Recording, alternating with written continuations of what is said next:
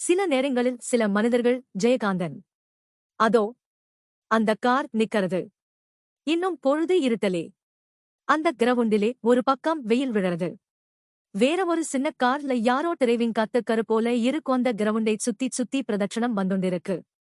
மன்றே சிலைகிட்டே நான் வந்துண்டு இருக்கேன். இவ்வளவு தூரத்திலிருந்தே நான் அந்த காரை அடையாளம் கண்டுபிடிச்சுட்டேன். 12 வருஷத்துக்கு அப்புறம் இப்பத்தான் அந்த காரை நான் முதல் தடவையா பாக்கறேன். அந்த கார் எப்படி இருக்கும்னு என்னாலே கற்பனை பண்ணி பார்க்க முடியறது. ஆனா இப்பவும் கூட அவன் எப்படி இருப்பான்கிறதை என்னாலே கற்பனை பண்ண முடியலே. எனக்கு ஏனோ அவனே ஒரு ஆண் பிள்ளையை இப்படி தனியா பார்க்க போறதிலே கொஞ்சம் கூட அச்சமே ஏற்படலே. ரொம்ப நியாயத்தோட உரிமையோட காரியத்தை செய்யற மாதிரிதான் இருக்கு. அந்த மெயின் ரோடை குறுக்கே நடந்து கடக்கறேன். அதுக்கப்புறம் 2 சின்ன சின்ன ரோடுகள். என்னை மாதிரி இன்னும் 2 பெண்களும் அங்கே நடத்துண்டிருக்கா. செக்ரட்டேரியட்லே வேலை செய்யறவாளா இருக்கும். சில பெண்கள் தனித்தனியா போரு, 2-3 போரா சேர்ந்தும் போரா. ஐதை ஜதையா ஆம்பளையும் பொம்மநாட்டியுமா ஜோடியாகவும் போரா. அவன் காரிலே உட்கார்ந்துண்டு இந்த பக்கம் போறவா எல்லாரையும் பார்த்துண்டு இருக்கான். இதிலே எது நான்னு அவன் எப்படி கண்டுபிடிப்பான்? நான் அவனை கண்டுபிடிக்கிறதுக்கு வசதியா இருக்கணுங்கிற காரணத்துக்காகவே தான் இப்போ உபயோகிச்சுண்டு இல்லாத இந்த காரை எடுத்துண்டு என்னை பார்க்க வந்திருக்கான். மைதானத்தில் இறங்கி நடக்கறேன். சாயங்கால வெயில் என் முதுகிலே அடிக்கிறது. நீளமா என் நிழல் தரையிலே விழறது. இப்போ அவன் என்னை கண்டுபிடிச்சுட்டான்னு எனக்கு தெரியறது. அந்த நிழல் அளவு உசரமா நிமிர்ந்து நின்னும் இப்போ அந்த மைதானத்தை பாக்கற மாதிரி நான் கற்பனை பண்றேன். அந்த பெரிய மைதானத்திலே ஒரு மூலையிலே அந்த கார் நிக்கறது. இன்னொரு கோடியிலெகுத்து கையிலே ஒரு ஹான் பாகையும் எடுத்துண்டு அந்த காருக்கு நேரே ஒரு ஸ்ட்ரெயிட் லைன் போட்டுண்டு ஒத்தையா நான் நடந்து வந்தேன். அந்த டிரைவிங் கத்துக்கறவாளோட இன்னொரு சின்ன கார் டாய் செட் மாதிரி அந்த கிரவுண்டை சுத்தி சுத்தி வந்திருக்கு. இவ்வளவு பெரிய மைதானத்திலே அந்த நின்னுண்டு இருக்கிற காரும் நடந்துண்டிருக்கிற நானும் அந்த ரவுண்டடிக்கிற சின்ன காரும் ஒரு சந்தடியாகவோ நடமாட்டமாகவோ கூட இல்லை. மைதானம் வெறித்னி இருக்கு. அவன் என்னை கண்டுபிடிச்சுட்டாங்கிறதுக்கு அடையாளமா கார் கதவை திறந்துண்டு கால் ஷூசாலே அந்த கதவை தடுத்துண்டு கூலிங் கிளாஸை கழட்டிண்டு என்னை எட்டி பார்க்கிறான். எனக்கு இன்னும் அவனை அடையாளம் தெரியலே. அவனை அடையாளம் தெரிஞ்சுண்டு எனக்கு என்ன ஆகப் போறது? நான் எதுக்கு இவனை பார்க்க போறேன்? என்னத்துக்கு இவ்வளவு சிரமப்பட்டு இவனை கண்டுபிடிச்சு நான் வரச் சொன்னேன்? இப்போ இவனை வரச் சொல்லி ஆயிடுத்து. நானும் வந்துட்டேன். இனிமே என்ன பேசறது? காரை நெருங்க மனசிலே ஒரு பயம் வருது. வேண்டாத சிக்கல்களை நாமே இழுத்து வச்சுக்கறோமோன்னு மனசு குழம்பறது. தலையை நிமிர்ந்து பார்க்க முடியலே. கார்கிட்டே நான் வந்துட்டேன். அவனும் கார் கதவை நன்னா திறந்துண்டு மைதானத்திலே இறங்கி நிக்கறன். நான் தலையை நிமிர்ந்து இப்போ அவனை தன்னா பார்க்கறேன். எஸ், அவன்தான் இவர். நேருக்கு நேரா பார்த்த பரம் என்னைவிட வயசான ஒரு மனுஷரை மரியாதை குறைவா அவன் இவன்னு நினைக்கத் தோணலே. ஹலோன்னு சிரிச்சுண்டே என்னை பார்த்துக்கை நீட்டற இவரோட. ப்ளீஸ் கேட்டின்னு சொல்லிண்டு கதவை திறந்தானே அந்த அவனையும் தான் ஒப்பிட்டு பாக்கறேன். அவன் ஒல்லியா ஒசரமா இருந்தான். இப்போ மாதிரியே இறுக்கமா அணிஞ்ச உடை அப்போ பொருத்தமா இருந்தது. இப்போ அங்கங்கே கொஞ்சம் சதை பிதுங்கிண்டு தெரியறது. நடுத்தரமான உயரம். அப்போ ஒல்லியா இருந்ததனாலே உயரம் மாதிரி தெரிஞ்சது. இப்போ உடம்பு தடிச்சு போனதனாலே குள்ளம் மாதிரி தெரியறது. 2 பக்கமும் காதோரத்திலே சுண்ணாம்பு தடவின மாதிரி வெள்ளையா நரைச்சு வேறே போயிருக்கு. அத்தப்புருவமும் கண்ணும் தான் அப்படியே இருக்கு. ஹலோன்னு நீட்டின இவர் கையை நானும் லேசா பிடிச்சு ஹலோன்னு சொல்றேன். சிகரெட் பிடிச்சு 2 விரலும் சிகப்பா கரையேறி பழுத்து போயிருக்கு. அந்த அருவருப்பினாலே இவரோடு கை குலுக்கின பரம் நான் விரலை பிசைஞ்சுக்கறேன். நன்னா தேய்ச்சு அலம்படம் போல இருக்கு. மணி 5:30 ஆறுது. இன்னும் இப்படி வெயில் அடிக்கிறதே. காரிலே உட்கார்ந்துண்டு பேசுவோம் இவர் சொன்ன உடனே நானே கார் கதவை திறக்கறேன். அதுவும் முன்பக்கத்து கதவையே திறக்கறேன். இவர் அண்ணண்டே பக்கமா கதவை திறந்துண்டு ஸ்டியரிங் முன்னாடி உட்கார்ந்துக்கறார். நான் கதவை திறந்துட்டு அப்படியே நிக்கறேன். கேட்டின் அன்னைக்கு சொன்னது மாதிரியே இருக்கு. 2 பேரும் ரொம்ப நாழியா பேசாமல் உட்கார்ந்துண்டு இருக்கோம். இவர் சிகரெட்டை புகைச்சுண்டு இருக்கார். நான் டெலிபோன்லே உனக்கு கல்யாணம் ஆயிடுச்சான்னு கேட்டப்போ நீ என்னாத்துக்கு அப்படி சிரிச்சே? நான் தலையை குனிஞ்சிண்டு பதில் சொல்றேன். கல்யாணங்கிறது ரொம்ப சந்தோஷமான சமாசாரம் இல்லையா? கல்யாணத்தை பத்தி பேசும்போது சிரிக்காமல் அழுவாளா? என் கல்யாணத்தை பத்தி நீங்களே கேட்கும்போது நான் சிரிக்க மாட்டேனா? நான் என்னமா வேஷம் போடறேன்? இந்த மாதிரியெல்லாம் கூட எனக்கு பேச வரதே. இவர் எதுக்கு என்னை இப்படி பார்த்துண்டு இருக்கார்? 12 வருஷத்துக்கு முன்னே பேசத் தெரியாத அசடா இருந்தேனே, அதை இப்போ நினைச்சுக்கறாரோ? காலேஜுக்கு போற வயசுலே உங்களுக்கு ஒரு பொண்ணு இருக்கிறதை நினைச்சா ஆச்சரியமா இருக்கு. திடீர்னு நான் சொல்றேன், உங்களுக்கு எத்தனை குழந்தைகள்? டெலிபோன்லே பேசிச்சே. அதுதான் என் மூத்த பெண், மஞ்சு. அவளுக்கப்புறம் 2 பையன்கள். சுபாஷ் ஒருத்தன், பாபு ஒருத்தன். சுபாஷுக்கு 12 வயசு இருக்கும். அவனுக்கு சின்னவன் பாபு. இவர் பேசுறதை பார்த்தா அந்த குழந்தைகள் கிட்டே இருந்து இவர் ரொம்ப விலகி இருக்கற மனுஷன் மாதிரி தோன்றது. உங்களுக்கு அப்பவே கல்யாணம் ஆகியிருந்தது இல்லே? உங்க பெரிய பொண்ணும் கூட பிறந்துட்டா இல்லே? நான் கேட்கறேன். அவர் ஆமாம்னு தலையே ஆட்டுறார். அப்போ இதை பத்தி நீங்க என்கிட்டே ஒன்னும் சொல்லவே இல்லையே? இன்னும் முனகிக்கறேன். நாம் ஒருத்தரை பத்தி ஒருத்தர் தெரிஞ்சுக்கணும்னு கவலைப்படவே இல்லையே? அப்போனு இங்கிலீஷ்லே சொல்றார். That is good. நான் மீட் பண்ணினவங்களை எல்லாம் பத்தி நான் தெரிஞ்சுக்கறதன் ஆரம்பிச்சா அதுக்கு முடிவே இருக்காது. ஏதோ 2 பேர் சந்திச்சோம்னா ஒருத்தர் சுமையே ஒருத்தர் தலையிலே ஏத்திக்க கூடாது. அதனாலேதான் யார் எவனு தெரியாமல் யாரையாவது மீட் பண்றதிலே ஒரு சந்தோஷம் இருக்கு. வி ஷேர் ஒல் வி பிளஷர்ஸ். அவங்க கஷ்டங்கள் அவங்களோட. யாரோட கஷ்டத்தையும் யாரும் வாங்கிக்க முடியாது. அதனாலேதான் நான் சந்திக்கிறவங்களே உங்க பேர் என்னன்னு கூட கேட்கறதில்லே. என்னை பத்தியம் சொல்லிக்கிறதில்லே. அது உங்களுக்கு ரொம்ப சௌகரியம். நீங்க மத்தவாளை பத்தி தெரிஞ்சுக்க வேண்டியது அவசியமில்லேன்னு நினைக்கிறேன். ஆனால் மத்தவாளோட பழகுற நீங்க எல்லாருமே உங்க மாதிரி இருக்க மாட்டாங்கறதையாவது தெரிஞ்சுண்டு இருக்கணுமோனோ? நான் என்ன சொல்றேன்னு இவருக்கு புரியலை போல இருக்கு. புரிஞ்சின்ற மாதிரி வேறே தலையே ஆட்டிக்கிறார். நான் என்ன சொன்னேன்னு உங்களுக்கு புரிஞ்சதான்னு கேட்கறேன். இல்லே. இன்னொரு தடவை சொல்லு நு தலையே ஆட்டிண்டே அசடாட்டமா சிரிக்கிறார். கொஞ்சம் டல் டைப் தான். அப்போ கொஞ்சம் பிரில்லியன்ட் மாதிரி தோணித்தே. 12 வருஷம் யாரையும் எதுவும் ஆக்கும்போல் இருக்கு. இப்போ நான் கொஞ்சம் தைரியமாகவே பேசறேன். இந்த காரிலே உங்களுக்கும் எனக்கும் ஏற்பட்ட அனுபவம் மாதிரி எத்தனையோ பேரோடே உங்களுக்கு ஏற்பட்டிருக்கும். எங்க காலேஜிலிருந்தே எத்தனையோ கேர்ள் ஃப்ரெண்ட்ஸ் உங்களுக்கு கிடைச்சிருப்பா. ஒரு தடவை சந்திச்சவாளும், அடிக்கடி சந்திச்சவாளும், எப்போவோ ஒரு தடவை சந்திக்கிறவாளும் எவ்வளவோ பேர் இருந்திருப்பா. அவாளே பல பேருக்கு கல்யாணமும் ஆகியிருக்கும். அவாளே வந்து உங்களுக்கு இன்விடேஷன் கொடுத்திருப்பா. நீங்களும் பிரசன்டேஷன் வாங்கிண்டு போயிருப்பேள்.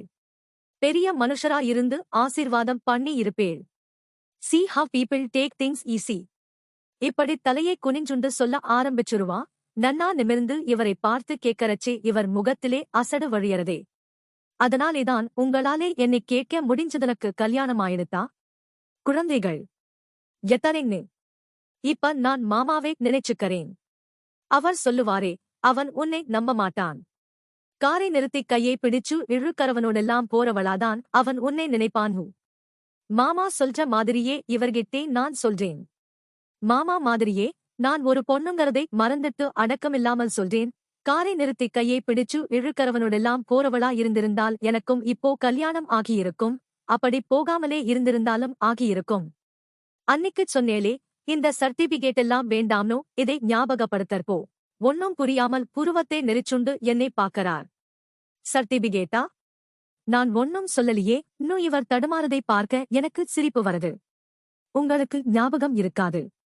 நம்ப பேசிண்ட ஒவ்வொரு வார்த்தையும், நம்ப இருந்த ஒவ்வொரு பொசிஷனும், ஏன் ஒவ்வொரு அசைவும் எனக்கு ஞாபகம் இருக்கு. நீங்க என் தோளை பிடிச்சு உலுக்கினேள்.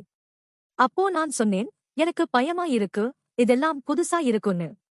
அப்போ நீங்க கேட்டேள். கன்னத்திலே அரையற மாதிரி, எதுக்கு இந்த சர்டிபிகேட் எல்லாம்னு. ஞாபகம் இருக்கா? அவர் நெத்தியே சொரிஞ்சுக்கறார். சாயங்காலம். Am sorry. தொந்தரவா இருக்கா? 12 வருஷத்துக்கு முன்னாலே ஒரு அருமையான பொழுது பாழா போனது மாதிரி இன்னைக்கும் ஒரு ஈவினிங் வேஸ்டா போறதேன்னு வருத்தமா இருக்கா? மிஸ்டர் பிரபு, வேஸ்டா போறது ஒரு ஈவினிங் மட்டும் இல்லைன்னு சொல்றதுக்காகத்தான் உங்களை கூப்பிட்டேன். நோ நோ, அப்படியெல்லாம் இல்லை. உன்னோட டெலிபோன்லே பேசுனதுக்கும் இப்போ உன்னை சந்திச்சதுக்கும் நான் சந்தோஷப்படறேன். நான் சந்திச்ச என்னோட காரிலே வந்த எத்தனையோ பேர்லே நீ ஒருத்தி இல்லைன்னு எனக்கு அப்பவே தெரியும். That is why I felt guilty. நான் உன்னை நினைக்கக் கூடாதுன்னே நினைக்காமல் இருந்தேன். அந்த ஈவினிங் கூட நான் உன்னை மறந்துடறது நல்லதுன்னு மறந்துட்டேன். நான் உனக்கு ஒரு உண்மையைச் சொல்லட்டுமா? என் லைஃப்லே நான் கெடுத்த ஒரே பெண் நீதான். மத்தவங்க எல்லாம் ஏற்கனவே கெட்டு போனவங்கன்னு சொல்லிட்டு சிகரெட்டை பலமா உறிஞ்சி புகை விடுறார். புகை காரமோ என்னமோ கண்ணெல்லாம் கலங்கறது. தொண்டையைச் சிறுமிக்கிறார். என்னை பார்க்க முடியாமல் வெளியே பார்க்கிறார். நானும் இந்த பக்கம் திரும்பிக்கிறேன். அந்த கிரவுண்டிலே வட்டம் போட்டிருந்த அந்த சின்ன காரை இப்ப காணோம். அந்த மைதானத்திலே எங்களைத் தவிர வேற யாருமே இல்லை. நீளமா விழுந்த சாயங்கால நிழலெல்லாம் நெருங்கி ஒன்னு சேர்ந்து நேரம் அறுப்பாயண்டு வந்து, இது சாயங்காலமா காலம்பரவான்னு மனசை மயக்கறது. காலம்பர நேரம்னு நினைச்சுண்டா அதே மாதிரி இருக்கு. தூரத்திலே அயன் பிரிட்ஜ்லே விளக்கு எரியறது. இன்னும் வெளிச்சம் இருக்கிறதுனாலே விளக்கை பார்த்தாத்தான் அது எரிஞ்சுண்டு இருக்குன்னு தெரியறது. நான் என் விரிஸ்ட் வாட்சை பார்க்கிறேன். மணி 6:30 ஆயிடுத்து. நான் இவரை திரும்பி பார்க்கிறேன். இந்த பக்கம் திரும்பாமல் அந்த பக்கத்து கதவிலே மேவாயை உணிந்து வெளியே பார்த்துண்டு இருக்கார். இல்லே, கண்ணை மூடிண்டு இருக்கார். நெத்தியிலே முடி சரிஞ்சு கிடக்கு. அன்னிக்கு மாதிரியே இவரை நான் நன்னா பார்க்கறேன். இப்பவும் கூட போ மாதிரி இல்லேனாலும் இவர் அழகாகத்தான் இருக்கார். அப்போ ஒரு மாதிரி அழகு. Up to date style. இப்பவும் அப்படித்தான், அப்பவும் அப்படித்தான். காத்து இந்த பக்கம் திரும்பி அடிக்கரச்சி லேசா இருந்த சென்ட் வாசனை இப்போ மூக்கே தொலைக்கிறது. இவர்கிட்டே இருக்கிற பணத்தை மைனஸ் பண்ணி பார்த்தா இந்த ஆளுக்கு மதிப்பு என்ன நினைக்கிறப்போ எனக்கு ரொம்ப பாவமா இருக்கு. இந்த இருக்கு இன்னும் உடம்பாலெல்லாம் உழைக்க கூட முடியாது. இருக்கற சொத்து கூட இவராச் சேர்த்ததா இருக்காது. தன் லைஃபே இவர் கெடுத்த முதல் பெண்ணே நான் தான்னு சொன்னாரே. What about his wife? தாலி கட்டிண்டதுனாலே அவளை கெடுத்ததா இவர் நினைக்கலே போல இருக்கு. இப்படிப்பட்ட மனுஷனுக்கெல்லாம் தாலி இருக்கிறவள் கட்டிண்டு பண பெருமையை தவிர வேற என்ன பெருமை கொண்டாடிக்க முடியும்?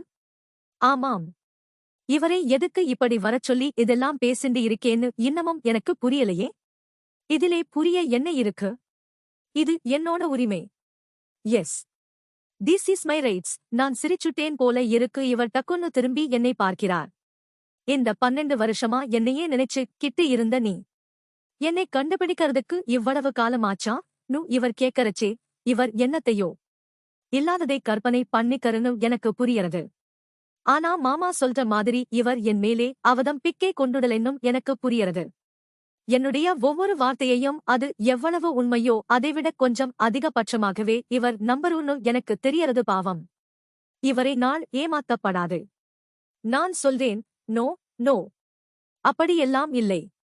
6 மாசத்துக்கு முன்னாடிதான் நான் உங்கள நினைச்சேன். இந்த 6 மாசமா நான் உங்களை தேடினது தாள் உண்மை. அதுக்கு முன்னே நான் உங்களை தேடணும்னு நினைக்கவும் இல்லே, தேடவும் இல்லே. இவர் கொஞ்ச நாளை யோசிச்சு கேட்கறார். அதுக்கு அப்புறம் நீ காலேஜை விட்டு நின்னுட்டேன்னு நினைச்சுடேன். என்ன உன்னை தேடிக்கிட்டு நான் வரலேனாலும் அந்த பக்கமா நான் வேற எதுக்காவது வந்தபோது கூட நீ என் கண்ணிலே படலை. ஆமை ரைட். எனக்கு ஏனோ பெருமூச்சு வருது. அதுக்கப்புறம் நான் பட்டதெல்லாம் உங்களுக்கு என்ன தெரியும் நினைச்சுக்கறேன். நெஞ்சு உலர்ந்து உதடெல்லாம் வறண்டு போறது. இவரே நான் கடைசியா பார்த்த நிமிஷத்திலிருந்து இப்ப பார்த்துண்டு இருக்கேனே, இந்த நிமிஷம் வரைக்கும் என் வாழ்க்கையில் நடந்ததெல்லாம் இவருக்கு சொல்லி மாளமான்னு நினைக்கறச்சே திகைப்பாயிருக்கு. ஒரு ஆர்டரிலே இல்லாமே ஒரு விஷயத்தை நினைக்கிறதுக்குள்ளே இன்னொன்னு முளைக்கிறது. அது மாதிரி மனுஷா முகங்களும் அவா சொன்ன வார்த்தைகளும் அடியும் வசவும் காலேஜ் ஹாஸ்டலும் வீடும் ஃப்ரெண்ட்ஸும் லெக்சரர்ஸும் படிச்சதும் எழுதுனதும் எல்லாம் காதிலே கேட்கற சத்தமாகவும் கண்ணுக்கு தெரியற காட்சியாகவும் கசமசன்னு குழம்பி என் தலையைச் சுத்தி உள்ளேயும் வெளியேயும் குடையறது. கண்ணை முடி தலையே உலுப்பீண்டு ஒரு பக்கமா சாஞ்சுக்கறேன். What is the matter? என்னமோ கேட்டுண்டு எள் தோள் மேலே இவர் கை வச்சுட்டார். சீனு துள்ளி முழிச்சுக்கரே. Am sorry. சமாளிச்சுண்டு என் முகத்திலே வந்துட்ட கோபத்தை மாத்தெண்டு சமாதானமா பாக்கறேன்.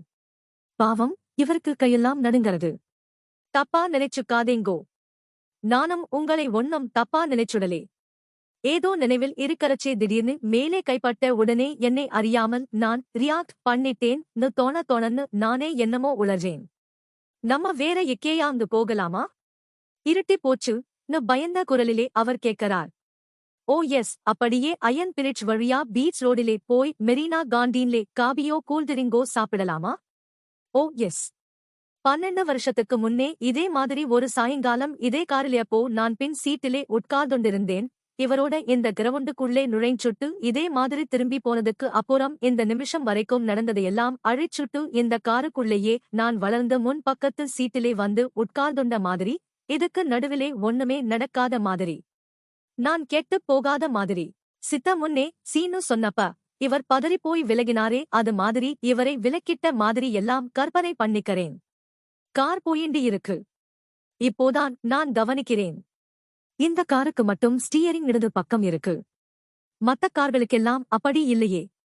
ஒருவேளை பஸ் ஸ்டாப்பிலே நிக்கரவா பேல ஒரு சர மாதிரி கொண்டு நிறுத்தி லிஃப்ட் கொடுக்கறதுக்கு இந்த மாதிரி கார் ரொம்ப வசதியோ என்னமோ. நானாக பேச ஆரம்பிக்கிறேன். அதுக்கப்புறம் நான் இந்த ஊரை விட்டே போயிட்டேன். அள்ளிக்கு உங்களோட காரிலே வந்தேலே. அதுதான் அந்த காலேஜுக்கு நான் கடைசியா போனது. தெருக்கோடியிலே ஆம் சாருன்னு சொல்லிட்டு என்னை இறக்கி விட்டுட்டு நீங்க போயிட்டே. யாரோ அடிச்சுட்ட மாதிரி நான் அழுதுண்டே போனேன். எங்க அம்மா கிட்டே போய் எல்லாத்தையும் சொல்லிட்டு அழுததேன். Oh my குட்னஸ்னு நாக்கே கடிச்சுண்டரார். யாருடி? சொல்லுன்னு அம்மா அடிச்சாள். நான் யாருன்னு சொல்லுவேன்? அப்புறம் எள்ளென்னவோ ஆச்சு. அப்புறம் தஞ்சாவூர்லே எங்க மாமா ஆத்துக்கு போயிட்டேன். திருச்சியிலேயும் சிதம்பரத்திலேயும் படிச்சேன். வேலை கிடைச்ச இந்த 5-6 வருஷமா இங்கேதான் இருக்கேன். நான் கல்யாணம் பண்ணிக்க மாட்டேன். எனக்கு கல்யாணம் ஆகாது. அதனாலே எனக்கு ஒண்ணும் வருத்தம் இல்லே, ரொம்ப சந்தோஷம். ஆனால் கல்யாணமாகாத ஒருத்திக்கு இங்கே மரியாதை இல்லே. கல்யாணமும் இல்லாமல் புருஷ துணையும் இல்லாமல் ஒருத்தி இருக்க முடியுங்கிறதே யாரும் நம்ப மாட்டேங்கரா. இருக்கலாம்னு யாரும் அனுமதிக்க மாட்டேங்கரா. இதுக்காக நான் போய் இன்னொருத்தனை கல்யாணம் பண்ணிண்டு கெட்டுப் போக முடியுமா? சொல்லுங்கோ. இவர் ஒரு தடவை என்னை பக்கவாட்டிலே திரும்பி பார்க்கிறார். இவர் எங்கேயாவது அழுது வெக்கப் போறேனோன்னு எனக்கு பயமா இருக்கு. என்ன ஒண்ணுமே பேச மாட்டேங்கரே. நானே கேட்கறேன். ஒரு தடவை தொண்டையே களைச்சுக்கிறார். உனக்குத்தான் பேசுறதுக்கு நிறைய விஷயம் இருக்குது. நானெல்லாம் ஒண்ணுத்துக்கும் லாயக்கில்லாதவன், குட் ஃபார் நத்திங். நீ என்னமோ படிச்சிருக்கிறேன்னு சொல்லியே, அத்த தகுதிக்கெல்லாம் பக்கத்திலே கூட வந்து நிக்க எனக்கு அருகதை இல்லை. இங்கிலீஷ் பேசுறேனேன்னு பாக்கறியா? படிச்சது ஹைஸ்கூல் வரைக்கும் தான். ஆனாலும் கான்வென்ட் எஜுகேஷன். என்ன லாபம்? இப்ப சத்தமாய் பேசுறதுக்கு தமிழ்லேயும் முடியலே, இங்கிலீஷ்லேயும் முடியலே. அதனாலே பல சமயம் பேசுறதுக்கே பயமா இருக்கு. இன்னும் சிரிச்சுண்டேதான் சொல்றார். ஆனா இவர் மனசிலே எவ்வளவு தாழ்வு மனப்பான்மையும் வருத்தமும் இருக்குன்னு என்னாலே புரிஞ்சுக்க முடியறது. 2 பேருமே கொஞ்ச நாளை மௌனமாயிடறோம். கார் போயி அந்த ரெஸ்டாரண்டுக்குள்ளே நுழையறது. இவர் கேட்கறார், நீ வெஜிடேரியன் தானே? I think you R A Brahmin. பேச்சை பார்த்தா அப்படித்தான் தெரியுது. நான் பதில் ஒன்னும் சொல்லலே. கார் போய் நிக்கறது. ஒரு வெயிட்டர் வரான். இவருக்கு சலாம் வைக்கறான். இவரை தெரியும் போல இருக்கு. அடிக்கடி இங்கே வருவாரோ? என்ன சாப்பிடறே? பிஸ்கட்ஸ் அண்ட் டீ மட்டும். ஓகே, டீ மட்டும் கொண்டு வா. அவன் போன பரம் என்னை வெளிச்சத்திலே நன்னா பார்க்கறார். உன்னை பார்த்ததிலே எனக்கு ஒரு பக்கம் சந்தோஷமாகவும் இருக்குது, வருத்தமாகவும் இருக்குது. சொல்லிட்டு கொஞ்ச நேரம் எதையோ யோசிக்கிறார். அப்பறம் இங்கிலீஷ்லே சொல்றார், எதுவோ விளையாட்டு தனமான ஒரு விபத்து மாதிரி நடந்துட்டதை மறந்துட்டு இருக்கணும் நீ. அதுக்காக வாழ்க்கையையே வீணாக்கிக்கிறதா? One should take think easy in life. எனக்காக இவர் ரொம்பவும் நிஜையாகவே பரிதாபப்படறான்னு தோணறது. யூ நோ, நான் உன்னை பார்க்க வர்றேன்னு சொன்னேனே, அப்ப நான் நினைச்சது உனக்கு கல்யாணமாகி இருக்கும். 2-3 குழந்தைங்க கூட இருக்கும். ஏதோ நீ ஒரு ஃப்ரெண்ட் என்கிற முறையிலே என்கிட்ட ஏதாச்சும் உதவி கேட்கறியோ? இல்லேன்னா ஜஸ்ட் ஃபார் அன் அக்கவுண்டன்ஸுக்கு போன் பண்றியோன்னுதான் நினைச்சுக்கிட்டேன். ஓ, கல்யாணமும் பண்ணிண்டு அதுக்கப்புறமும் இந்த மாதிரி உங்களை கூப்பிட்டு சந்திக்கிற பெண்களும் இருக்காளோ? நான் நக்கலா கேட்கறேன். இந்த உலகத்திலே இல்லாதது எது? ஆனா உன்னை மாதிரி வாழ்க்கையே வேஸ்ட் பண்ணிக்கிட்டிருக்கிற பொண்ணு எனக்கு தெரிஞ்சவரை நீ ஒருத்தித்தான். இவர் பேசிண்டே இருக்கிற போதே நான் குறுக்கே கேட்கறேன். அது எப்படி முடியும்? என் மனச்சாட்சியே ஒரு பக்கம் விடுங்கோ. இந்த மாதிரி கெட்டு போனவன்னு பகிரங்க மாயிட்ட பரம் ஒரு பெண்ணை கல்யாணம் பண்ணிக்க யார் முன் வருவா? What are you talking? கெட்டு போறது. கெட்டு போறதுன்னா I can say many cases. ஒருத்தனோட வாழ்ந்து டைவர்ஸ் பண்ணிக்கிட்டு வேற ஒருத்தனை பண்ணிக்கிறவங்கெல்லாம் இந்த காலத்திலே இருக்காங்க. நீ கெட்டு போனதை கூட நினைச்சு கூட பார்த்தாங்களா எல்லாம்? நான் உன்னை சந்திச்சதுக்கு ஒரு பலன் இருக்கணும். சீக்கிரம், அது என்னாது சொல்லு. வெயிட்டர் டீ கொண்டு வரான். இவர் காப்பான் சாசரை வாங்கி என் கையிலே கொடுக்கறார். இவரும் ஒன்னு எடுத்துக்கறார். வெயிட்டர் போறன். டீ மக்கே உறிஞ்சுண்டே சொல்றார். உனக்கு கல்யாணம் செய்து வெச்சா பார்க்கணும் எனக்கு, ரியலி? உன்னை மாதிரி ஒரு பொண்ணு வாழ்க்கையை பார்க்கணும், இப்படி வீணாக்கிக்கிறது நியாயமில்லே. நானே உனக்கு ஒரு ஃபர்ஸ்ட் கிளாஸ் மாப்பிள்ளை பார்த்து கொண்டாரேன் பார். இந்த கெட்டு போறது, அது இதுங்கற விஷயத்துக்கெல்லாம் ரொம்ப அப்பாலே இருக்கறவனா கொண்டாரேன். அதுக்கு நீ என்ன சொல்றே? அவன் இப்ப முன்ன மாதிரி இல்லே. அவன் ரொம்ப கண்ணியமான மனுஷனா மாறிட்டான். ஆமா, அவன் ஒரு கனவான ஆஜு கேயுவி. இவரை பத்திச் சொன்னாரே, அதை இப்ப நினைச்சுக்கறேன்.